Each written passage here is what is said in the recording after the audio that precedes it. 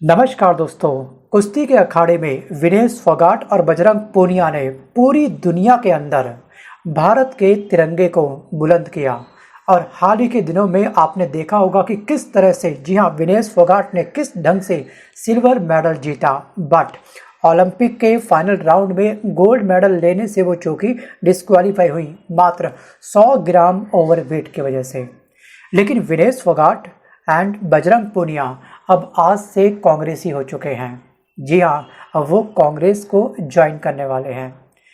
So guys, Vinesh Phogat चुनाव लड़ेंगे ये तो काफ़ी हद तक तय है, लेकिन बजरंग पूनिया के बारे में अभी कोई पुख्ता जानकारी प्राप्त नहीं हुई है न्यूज़ मीडिया के माध्यम से। जी हाँ, एक खबर ये आ रही कि हो सकता है कि चुनाव प्रचार तक वो शायद खुद को सीमित रखें, मतलब कि एक स्टार प्रचारक बन सकते हैं। अभी दोस्तों फिलहाल जो कांग्रेस की जो लिस्ट है वो थोड़ी सी 2 दिन की डिले हो चुकी है और आज रात तक या फिर कल सुबह तक कांग्रेस के द्वारा इस लिस्ट को पब्लिक कर दिया जाएगा कि आखिरकार कौन सा नेता किस क्षेत्र से लड़ने वाला है चुनाव। दोस्तों विनेश फोगाट यहाँ पे शामिल हुई हैं और यहाँ पर कहीं ना कहीं धरती के ऊपर कुछ सही होता हुआ हमको नजर आएगा। जी हाँ, आपको याद होगा कि किस तरह से साक्षी मलिक ने, बजरंग पूनिया ने, विनेश फोगाट ने दिल्ली के जंतर मंतर पर धरना दिया था और उनकी आवाज़ को किस तरह से कुचला गया था ये हमने बखूबी देखा। तो अब दोस्तों ये राजनीति को सफाई करने के लिए, राजनीति की सफाई करने के लिए, राजनीति में उतरने के लिए पूरी तरह से तैयार है। बट दोस्तों लिस्ट जारी करने के लिए कांग्रेस का जो हायर कमांड है, जी हाँ, उनका थोड़ा सा हमको अब इंतजार करना पड़ेगा। कमांड के थ्रू फाइनली एक परमिशन मिल जाएगी कि इस लिस्ट को पब्लिश कर दो। जी हाँ, कोई भी अगर लिस्ट बनती है, किसी भी नेता को, किस नेता को कौन सा टिकट कहाँ से मिल रहा है, तो उस पर एक फाइनल साइन होता है। जी हाँ, अभी हाई कमांड शायद थोड़ा सा हमको और इंतजार करवाने वाली है। केवल चंद घंटों के बाद इंतजार की घड़ियाँ समाप्त हो जाएंगी। दोस्तों जब से विनेश फोगाट कांग्रेस में शामिल हुई है, या फिर इन्होंने दोनों नहीं, मतलब कि विनेश फोगाट ने, बजरंग पूनिया ने हल्की सी शिरकत करी है कांग्रेस के कार्यकर्ताओं के साथ, कांग्रेस के बड़े बड़े नेताओं के साथ, तब से खबर ये आ रही थी कि विनेश फोगाट बहुत ही जल्द चुनाव भी लड़ेंगे। और इसी विधानसभा चुनाव में हरियाणा में तभी से एक तस्वीर बहुत अधिक वायरल हो रही है। इस तस्वीर को आप ध्यान से देखिएगा। फोगाट वर्सेस फोगाट, मतलब कि एक ही परिवार के अंदर दो अलग अलग विचारधारा रखने वाले पॉलिटिक्स पार्टी के ये दोनों मेंबर अब बन चुके हैं। जी हाँ, एक तरफ है बबीता फोगाट जो बीजेपी को सपोर्ट करती हैं और एक तरफ है विनेश फोगाट जो अब कांग्रेस को ज्वाइन कर चुकी हैं। और इस बात को लेकर के सोशल मीडिया प्लेटफॉर्म पर अलग अलग तरीके से मीम्स बनने स्टार्ट हो चुके हैं।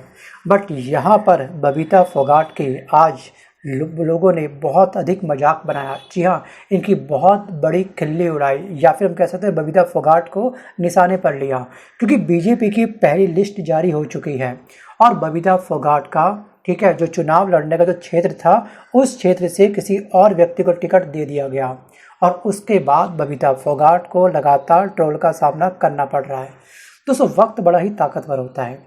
आपको याद होगा कि विनेश फोगाट जिस समय दिल्ली के जंतर मंतर पर धरना दे रही थी, उस समय हर खिलाड़ी उनसे मिलने के लिए पहुंचा, बट बबीता फोगाट उस समय इनके पास नहीं पहुंची। जी हाँ, उस समय यहाँ पर साक्षी मलिक इनके साथ खड़ी थी, बजरंग पूनिया इनके साथ थे और अन्य बहुत सारे बड़े बड़े खिलाड़ी भी इनके साथ थे। बहुत सारे पार्टी के लोग इनको सपोर्ट करने के लिए आए, बट बबीता फोगाट बहन होने के नाते एक भी दिन इनके पास शिरकत करने के लिए नहीं पहुंची। मैं मानता हूं दोस्तों कि आप पार्टी को सपोर्ट करने वाले हैं, लेकिन कहीं ना कहीं आप परिवार को त्याग नहीं सकते। और क्या सच है ये आपको ही बखूबी पता होगा। और उस प्रोटेस्ट के बाद, जी हाँ, जंतर मंतर में जो धरना हुआ, किस तरह से बीजेपी के द्वारा वो धरना कुचला गया वो हम सब ने देखा। जी हाँ, और ऐसा पॉसिबल नहीं है कि पीएमओ तक को पता ना हो।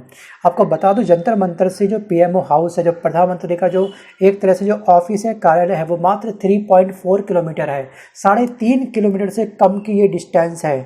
अगर आने चाहते बीजेपी के कोई भी नेता यहाँ पे बिल्कुल नहीं आया इनसे बात करने के लिए, आखिर का माजरा है क्या। और यहाँ पर जनता को एक प्यारा सा जुमला थमा दिया गया। वो जुमला दोस्तों ये था कि अगर यहाँ पर ब्रजभूषण को टिकट नहीं दी लोकसभा की, तो कहीं ना कहीं उनको जो बेटे हैं उनको टिकट दे दी गई। सोचिए, इतना बड़ा फैमिली चल रहा है इनका तो आपस में कहीं ना कहीं। दोस्तों बीजेपी की जब पहली टिकट उम्मीदवार की सूची जारी हुई तो हर नेता को उम्मीद थी कि उनको टिकट मिलेगा, जैसा कि लाजमी है, हर एक को उम्मीद लगी होती है। लेकिन इस बार एक बार फिर उनके हाथ से ये मौका चला गया। बबीता फोगाट को टिकट नहीं मिली। दोस्तों, दंगल फिल्म आपने देखी होगी। उस दंगल फिल्म में गीता बबीता जो है ना, वो अलग फैमिली से बिलोंग करती है। चाचा ताऊ की आपस में फैमिली है कहीं ना कहीं, ठीक है। जो बबीता फोगाट है, गीता फोगाट है, वो अलग फैमिली से, और जो विनेश फोगाट है, ये इनके चाचा की बेटी है, कह सकते हैं हम लोग, राइट। तो ये चीज़ें आपको पता होनी चाहिए, जो आपको शायद पता भी होगा।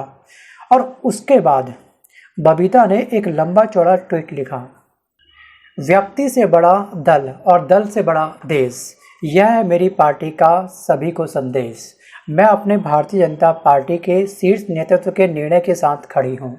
इन्होंने ये करा पोस्ट, और पार्टी की एक समर्पित कार्यकर्ता होने के लिहाज से संगठन द्वारा दी गई हर जिम्मेदारियों का आगे भी निर्वहन करूँगी। इस तरह से इन्होंने पोस्ट लिखा, और आगे ये लिखा कि मैं अपने विधानसभा क्षेत्र, मतलब चरखी दादरी इनका विधानसभा क्षेत्र है, इसकी देवतुल्य जनता जनार्दन का हृदय से आभार व्यक्त करती हूँ, जिन्होंने मुझे अपनी बेटी और बहन की तरह सदैव अपना असीम प्रेम व आशीर्वाद दिया। मैं सदैव आपकी सेवा में आगे भी तत्पर रहूँगी। जय हिंद, जय भारत। इस तरह से दोस्तों इन्होंने ट्वीट किया। लेकिन अब सबसे बड़ा सवाल ये खड़ा होता है कि आखिरकार इनका टिकट किसे दिया गया। आप दोस्तों इस बात को जान के काफ़ी चौंक जाओगे, काफ़ी असमंजस में पड़ जाओगे। और इनका टिकट दिया गया है सुनील सागवान को। जी हाँ, बीजेपी ने हरियाणा के चरखी दादरी सीट से सुनील सागवान को टिकट दिया है। 2 दिन पहले ही ये बीजेपी के अंदर शामिल हुए थे। और यहाँ पे दोस्तों सवाल क्यों ना उठे, क्योंकि सुनील सागवान वही पर्सनैलिटी है जिसका सीधे सीधे संबंध है सच्चा सौदा, डेरा सच्चा सौदा प्रमुख राम रहीम से। दोस्तों इन्होंने राम रहीम को कई बार हेल्प करी है फेरोल के लिए। एक बार नहीं, 2 बार नहीं, बल्कि कई बार इनका राम रहीम से सीधे कनेक्शन है। तो बीजेपी ने आखिरकार क्या ठानी है कि जो सबसे अधिक ज़्यादा क्राइम करेगा, जो ज़्यादा लिप्त होगा किसी क्राइम के अंदर, हम उसको सीट देंगे? क्या ये क्राइटेरिया है सीट प्राप्त करने का? Think about it. Sanjay Sharma का ये पोस्ट ध्यान से देखिए। संजय शर्मा एक बहुत ही प्यारे और बहुत ही वरिष्ठ पत्रकार हैं, और ये लिखते हैं कि आपकी जगह किसी को भी टिकट दे देते, पर एक बलात्कारी की मदद करने वाले को टिकट देना सही नहीं है। अब आप ये कहेंगे कि बलात्कारी की मदद करने वाला मतलब, दोस्तों अभी मैंने आपको बताया क्योंकि इसका संबंध था किससे? राम रहीम से। सो गाइस, ये फाइनली जब से ये न्यूज़ सामने आई है कि बीजेपी ने बबीता का टिकट काट करके इनको दिया है, तब से बीजेपी की बहुत अधिक किरकिरी हो चुकी है सोशल मीडिया प्लेटफॉर्म पर। लोकसभा में सीटें इन्होंने काफ़ी कम प्राप्त करी लोकसभा चुनाव के अंदर, लेकिन फिर भी आई थिंक सो बीजेपी ने कुछ खास नहीं सीखा नया। अब ये पता नहीं किस डिसीजन पर, किस क्राइटेरिया पर, क्या टर्म एंड कंडीशन देखते हैं किसी को भी टिकट देने की, ये मुझे नहीं पता। दोस्तों यहाँ पर आप ध्यान रखिएगा कि यहाँ पर जो जेल काट रहा है, मतलब कि गुरमीत राम रहीम, डेरा सच्चा सौदा के प्रमुख गुरमीत राम रहीम को थोक के भाव राहत दे चुके हैं ये। दोस्तों सुनील सागवान जो अभी कुछ वक्त पहले ही बीजेपी में शामिल हुए हैं, उन्होंने वीआरएस ले ली है, लेकिन वीआरएस से पहले ये हरियाणा सरकार में राजस्व और सहकारी मंत्री रहे, और यहाँ पर सतपाल सागवान के बेटे, और इन्होंने 2002 में हरियाणा के जेल विभाग में इनको तैनाती मिली थी, और इसके बाद से लगातार कार्यरत हैं ये वहाँ पर हैं और अपने काम में। इस बीच जैसे ही चुनाव की तारीख का ऐलान हुआ, हरियाणा में सुगबुगाहट फिर से तेज हो गई, और सुनील सागवान ने दोस्तों वीआरएस ले ली, क्योंकि सरकारी पद पर रहते हुए कोई व्यक्ति चुनाव नहीं लड़ सकता। इनको मालूम था कि टिकट मिलना इनका कन्फर्म है चरखी दादरी से, शायद इसलिए इन्होंने कुछ समय पहले ही इन्होंने वीआरएस ले ली। दोस्तों ये सब चल क्या रहा है धरती के अंदर, और मैं आपको बता दूं कि इन्होंने, ध्यान रखिएगा, राम रहीम को 21 दिन की अभी हाल ही में जो फरलो मिली थी, वो इन्हीं के आधार पर मिली थी, इन्हीं की हेल्प से मिली थी। और राम रहीम को जब से सज़ा हुई है तब से अब तक उनको 10 बार फरलो प्राप्त हो चुकी है, मतलब पेरोल मिल चुकी है, इनको रिहाई मिल चुकी है।